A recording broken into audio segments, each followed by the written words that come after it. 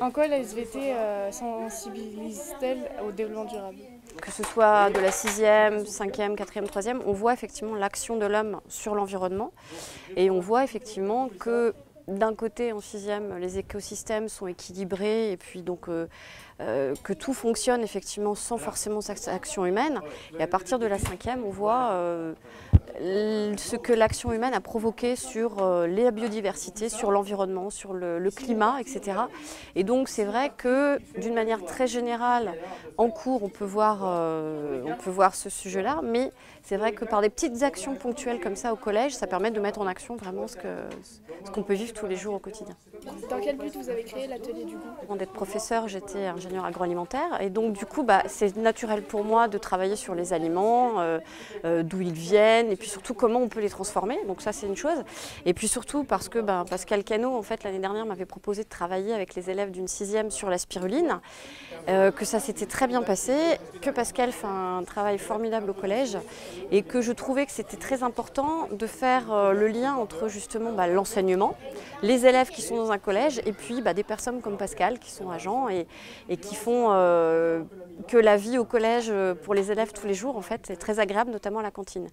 Et donc du coup pour les enfants je trouvais que c'était vraiment un lien et que ça permettait aussi de faire découvrir non pas le côté juste aliment des aliments mais aussi comment ils sont transformés, leur technique, la technologie en fait, de transformation des aliments, et puis apporter aussi un côté ludique à cette découverte. C'est-à-dire on travaille sur les sens, on travaille sur le goût, ces ateliers-là donc avec les enfants, voilà, donc c'est pour ça que j'ai lancé avec Pascal cet atelier. Quelles ont été les actions menées au collège pour améliorer le développement durable? Alors au collège, il y a eu de nombreuses actions menées depuis 8 ans à peu près. Hein. Alors donc il y a tout ce qui est volet biodiversité. Donc il y a une mare qui avait été creusée donc en 2009-2010. Donc déjà pour ramener de la biodiversité animale et puis on a aménagé tout un jardin autour. Donc ça c'est une chose quand même, donc ça me sert pour les cours.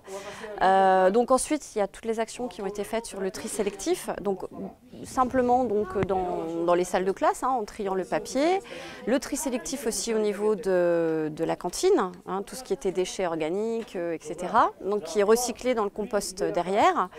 Et puis tout le travail qui est fait par Yann Squarnet, qui est l'agent qui s'occupe des espaces verts, avec un travail manuel, sans produits chimiques, sans produits phytosanitaires, et qui est à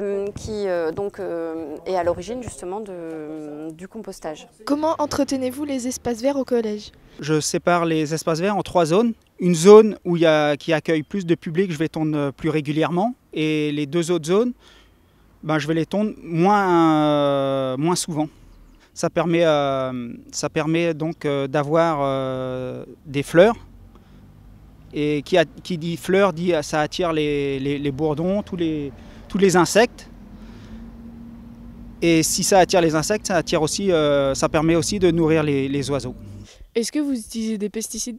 Non, je n'utilise pas de pesticides. D'abord, c'est pas naturel. Et puis, les pesticides, d'abord pour vous.